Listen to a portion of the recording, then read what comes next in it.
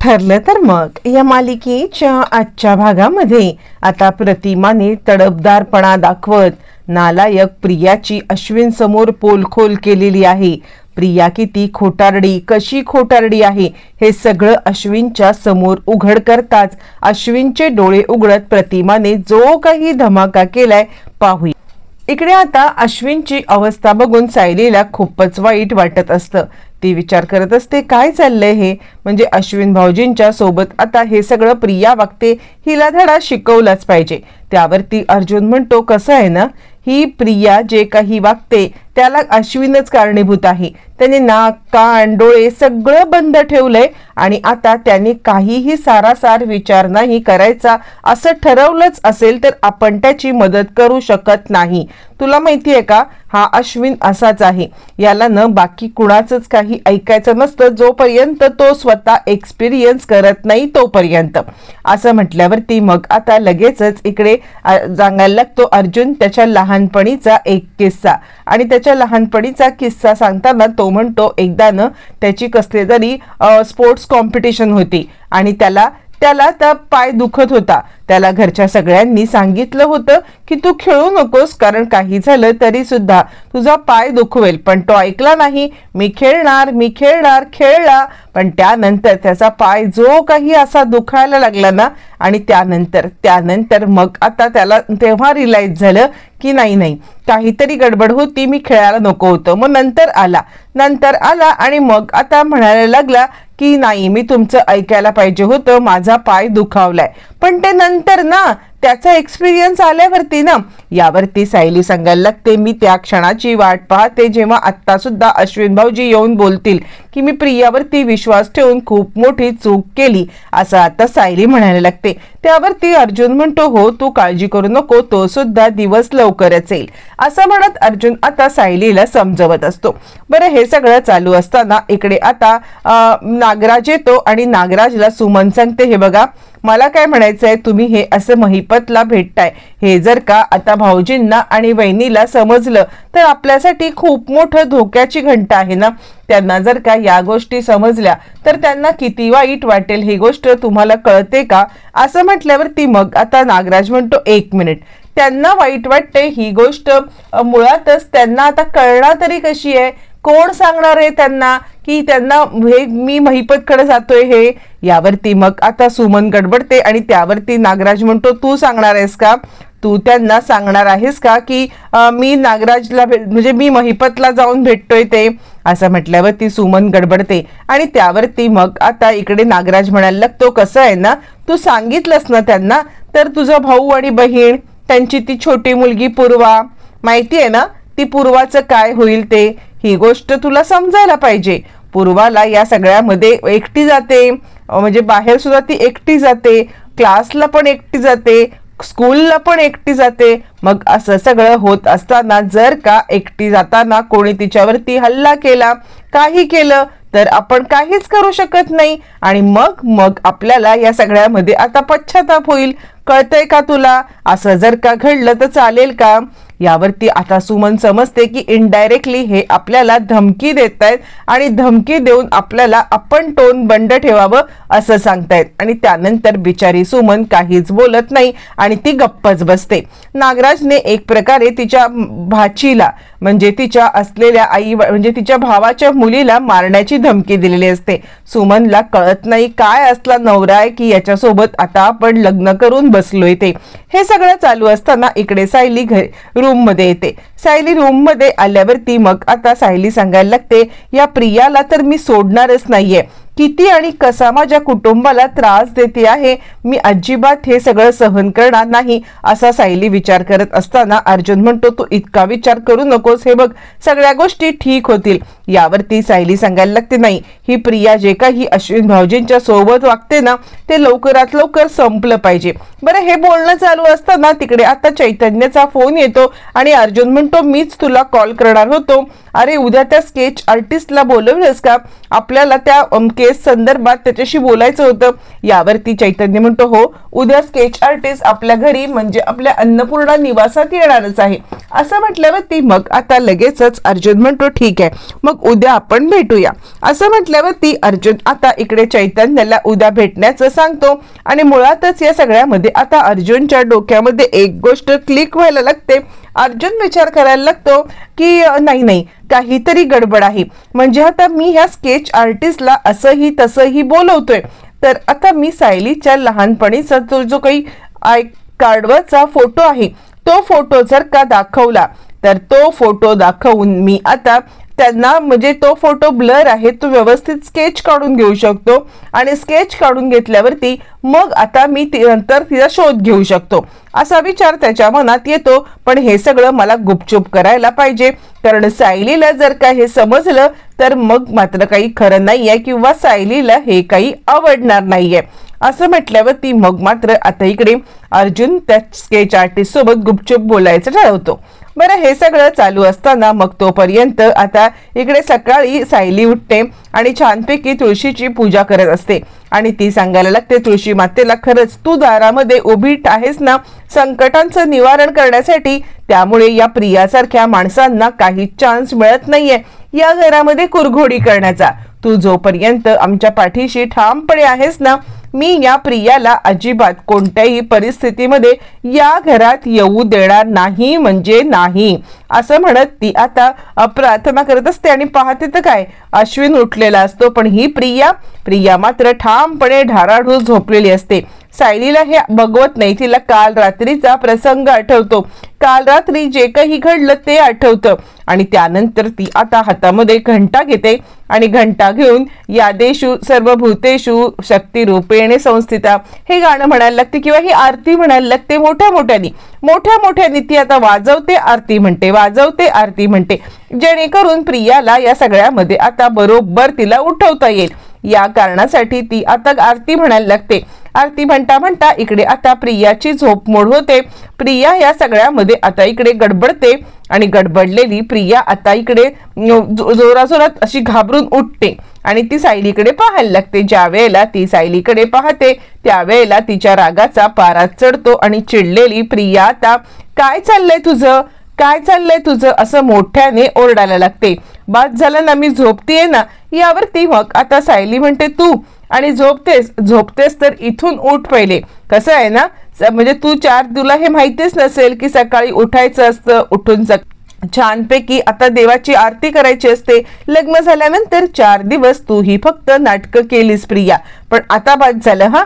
तुझी ही 4 दिवसाची नाटकं आता तुला कळली असेल की आपल्याला काही येत नाही, पण ही माझी नाटकं नाही आहेत. मी रोज पूजा करते आणि रोज देवाला अर्घ्य देते, त्यामुळे तुळशी मातेला मी आता पाणी घालत आहे. असं म्हटल्यावर ती तुझे शहाणपणा बंद कर आणि तुला जर का इतका झोपेचा प्रॉब्लेम असेल ना तर आत्ताच्या आत्ता इथून उठायचं आणि उठून ना ताबडतोब इकडून निघून जायचं. असं म्हणत सायलीने प्रियाला अशी काही धमकी दिलेली असते की प्रिया आता या सगळ्यामध्ये अशी गडबडते आणि गडबडलेली प्रिया आता विचार करायला लागते ह्या सायलीचं जरा अति चाललेलंच आहे.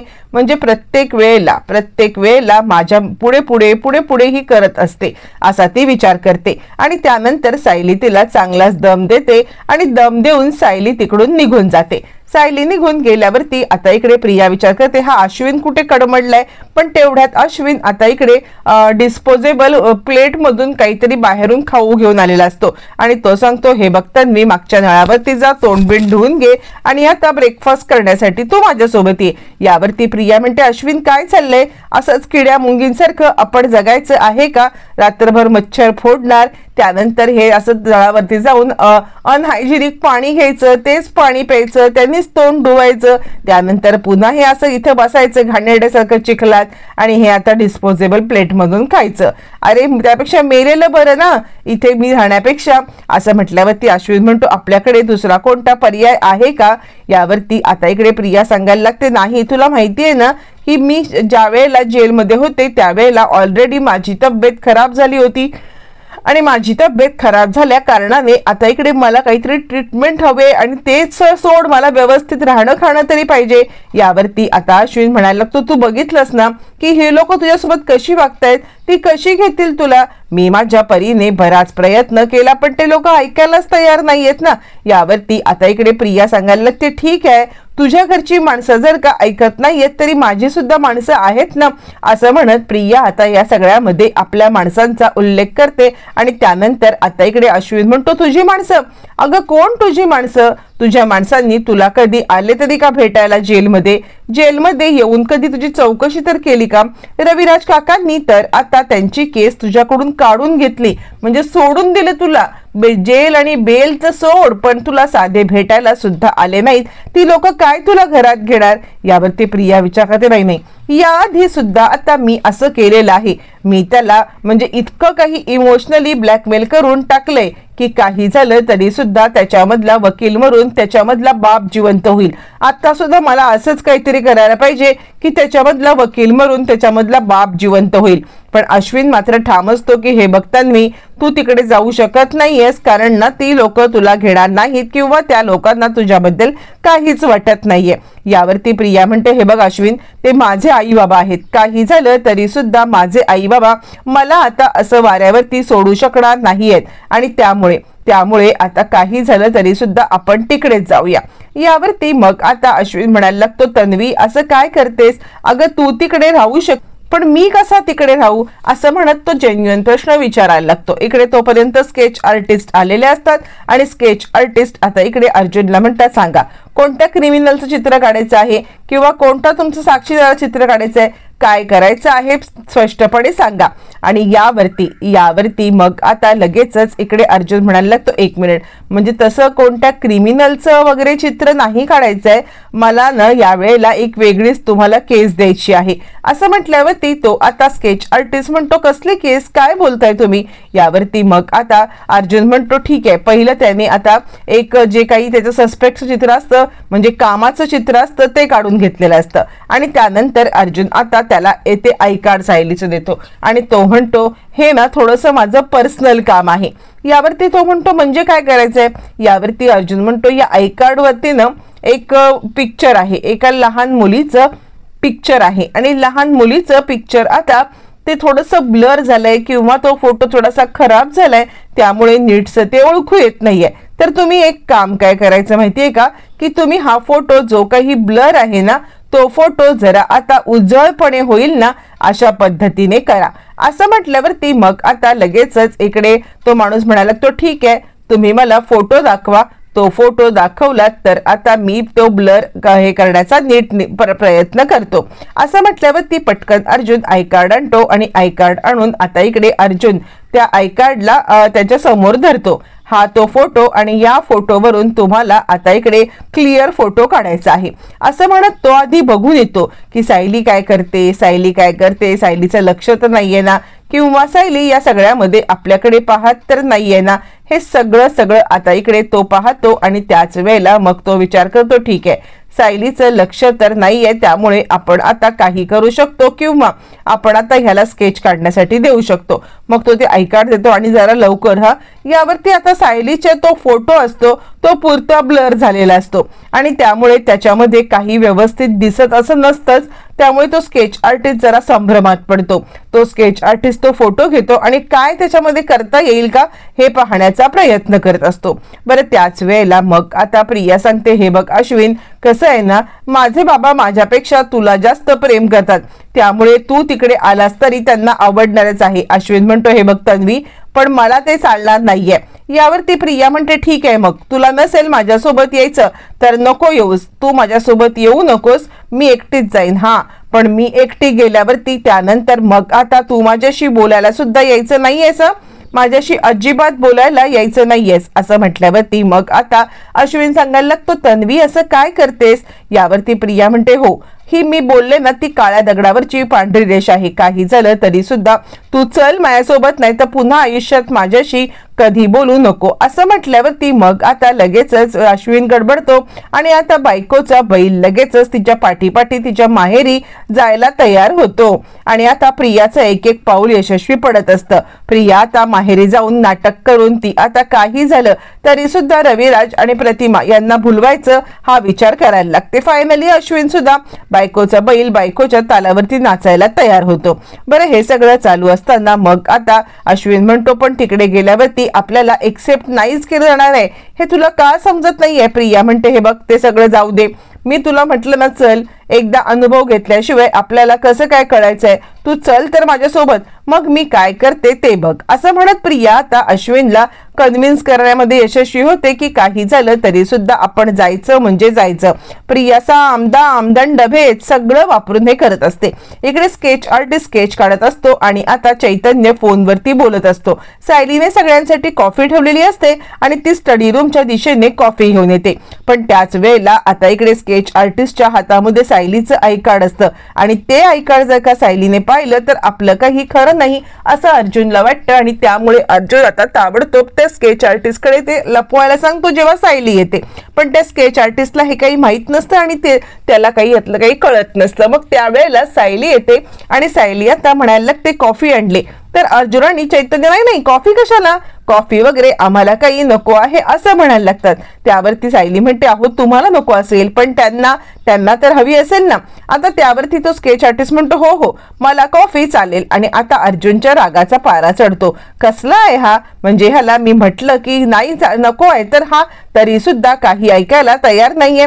आणि मग सायली म्हणते बघा तुम्ही म्हणताय नको नको आणि त्यांना तर कॉफी हवी आहे, दादा थांबा मी तुमची कॉफी आणते. अर्जुन इतक्या रागाने त्याच्याकडे पाहायला लागतो, याला आत्ताच कॉफी प्यायची होती असं म्हणत अर्जुन आता चिडलेला असतो. काय चाललंय काय तुझं, अर्जुनचं दात ओठ खाऊन त्याच्याकडे बघणं. आणि सायली कॉफी घेऊन आल्यावरती मग अर्जुन पण कॉफी घेतो, चैतन्य कॉफी घेतो आणि सायली ज्या वेळेला कॉफी घेऊन आत जाते त्यावेळेला चैतन्य अचानकपणे ते आय कार्ड ओढून घेतो आणि त्यानंतर सायलीला ते पाहण्यापासून प्रोटेक्ट करतो. इकडे तोपर्यंत प्रिया आणि अश्विन आलेले असतात आणि त्याच वेळेला सुमन आणि प्रतिमा घरात असतात. आणि त्यानंतर प्रिया नाटकी आई मी आले असं म्हणत नाटकीपणाचा कळस करायला निघालेली आहे.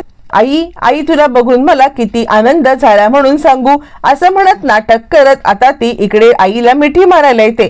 त्यावरती आता प्रतिमा म्हणते थांब, तिथेच थांब, तन्वी एक जरी पाऊल पुढे टाकलंस तर गाठ माझ्याशी आहे असं म्हटल्यावरती मग आता प्रिया सांगायला लागते अगं आई असं काय करतेस, मी तुला भेटायला आलेली आहे, इतक्या दिवसांनी मला भेटून तुला काही आनंद झालेला दिसत नाहीये.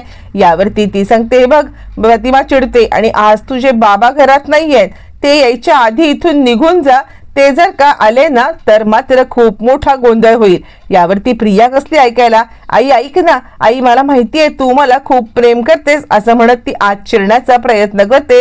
प्रतिमा म्हणते खबरदार तन्वी, पुन्हा एकदा तुला मी सांगते या घरात येण्याचा प्रयत्न करू नकोस, या घराची दारं तुला कायमची बंद आहेत. यावरती मग आता इकडे प्रिया सांगायला लागते आई असं काय करतेस, ऐक ना. पण आत आल्यावरती सुद्धा आता प्रतिमा काही बधायला तयार नसते.